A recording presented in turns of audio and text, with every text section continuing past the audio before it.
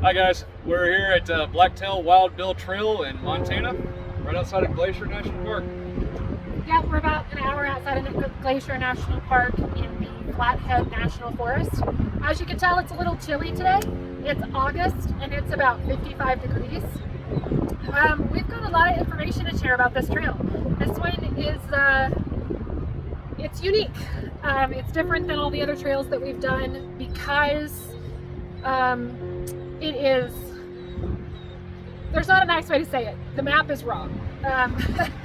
When you look at the map, not only the map here on the towers at the heads of the trail, but also the map online, it's just not the same as the actual trail itself. We have made so many U-turns. I honestly can't even tell you how many U-turns we've made. Yeah, even before we hit the trail, we had to use Google Maps, Waze, and do a little bit of finagling to even find the trailhead.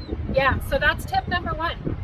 Tip number one about this trail is that if you go to the Jeep Badge of Honor app and you click either Google or Waze to find the trail, they both take you to the wrong location. Either one takes you to the trail. So what you actually want to do is you want to search beforehand, because you're not going to have cell phone signal out here, for the Blacktail Trailhead Parking. Blacktail Trailhead Parking will tell you exactly where to go. However, when you get to the Blacktail Trailhead Parking, you have to be really careful, because if you drive straight down the road past the parking lot, that's not actually the trail. You got to be really careful, because there's going to be a little turnoff to the head of the trail, and it's not exactly easy to see. So that's number one. Number two is, we'll talk about the obstacles a little bit. So the Jeep Badge of Honor lists the difficulty as being what? A 5 to 9. It's more of a 3 to 9, and the difference between those two is a couple of inches. As you'll see in the video, there are craters, I guess you could call them, and you're going to need to have a serious lift, some big tires to make it through. Probably 35s and a 3-inch lift for a 2-door Jeep. 4-door, you're going to need 37s and a 4-inch like us. We have been dragging our rock rails at every breakover. Yeah. Pretty consistently. It almost looks like they took sticks of dynamite and just dropped sticks of dynamite in random locations on the trail and just blew out these giant craters in the trail. Most of the time there are bypasses so that you can get past them, but the ones that there's not bypasses do get pretty deep, and like Mason said, you could high center yourself or drag your bottom across those craters as you're going through them. So those are really the only obstacles. There's some fallen trees, which is, it's no big deal. I think most people could do it regardless of experience level if they stayed out of the craters. If you want something that's a little more challenging and a little more time consuming, then obviously driving through the craters is your answer. For being as remote as it is, and with how few people have actually checked in here, it deserves a lot more attention. It is a beautiful trail, great vistas behind us. It's a whole mountain range, and it's just gorgeous. I will say everything we're saying is as of August 2021, so I mean, maybe at some point they'll fix the location of the Jeep Badge of Honor app, maybe at some point they'll map out the trail better, but the map and the markings are not good, but the views are. The other thing that is kind of cool about this area, unlike the last trail we did in Wyoming, is that there are so many trails other than Blacktail Wild Bill. The other trails around here are just as challenging and just as beautiful as Blacktail Wild Bill, and you could really take days just doing all of the trails out here. So that's a really awesome thing about this area. I would say if you're going to do it, come out here, spend a couple days in Glacier National Park, a couple of days wheeling, tour the little town next to here. What's it called? Kalispell. Kalispell. Tour Kalispell. It's a cute little town. So there's a lot of stuff here that can keep you entertained.